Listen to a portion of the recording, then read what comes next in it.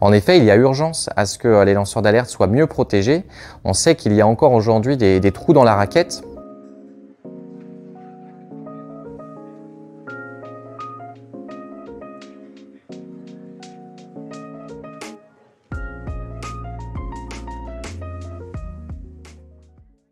C'est parti. Alors Loïc Robert, je suis maître de conférence en droit public à l'Université Lyon 3 et spécialisé en droit européen, et je co-dirige avec Gaël Marty le master de droit européen des droits de l'homme. Alors les lanceurs d'alerte sont une figure aujourd'hui devenue omniprésente dans l'actualité, mais qui en réalité est assez ancienne. Cependant, ce n'est que dans une période récente qu'on a véritablement connu une évolution quant à l'encadrement juridique de l'alerte éthique, en particulier au niveau européen.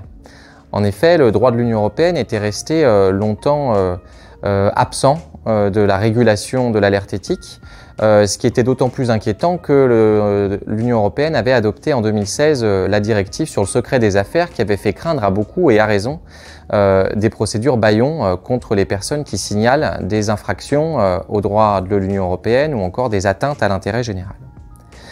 Alors c'est la raison pour laquelle la Commission a fini par proposer une proposition de directive sur la protection des lanceurs d'alerte, proposition de directive qui, après de débats intenses entre le Parlement européen et le Conseil, a fini par être adoptée en octobre 2019.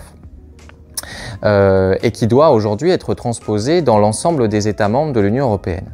Cette transposition, qui devait avoir lieu avant le 17 décembre 2021, n'a pour le moment été réalisée que dans 7 ou 8 États membres de l'Union européenne, tous les autres étant pour le moment dans une situation de stand-by, avec des débats qui s'éternisent au sein des parlements, voire dans une situation où ils n'ont même pas commencé à transposer la directive, ce qui est le cas aujourd'hui de la Hongrie.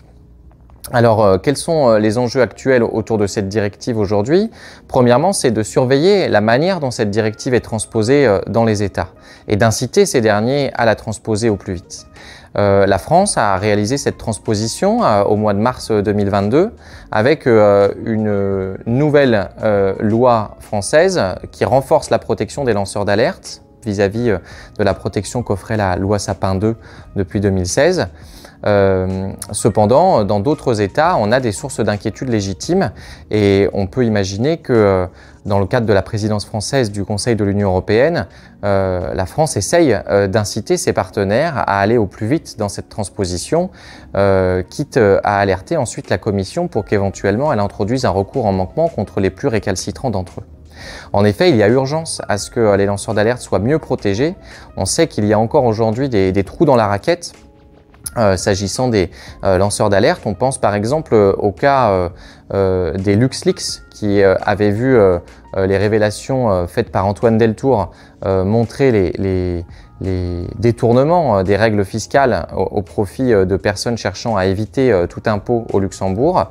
Eh bien, si Antoine Deltour, lui, avait pu être protégé au Luxembourg en application de la loi luxembourgeoise sur les lanceurs d'alerte, en revanche, son collègue, M. Hallett, lui, n'a pas bénéficié de cette protection. Il a été condamné pénalement et la Cour européenne des droits de l'homme a rejeté son recours devant elle.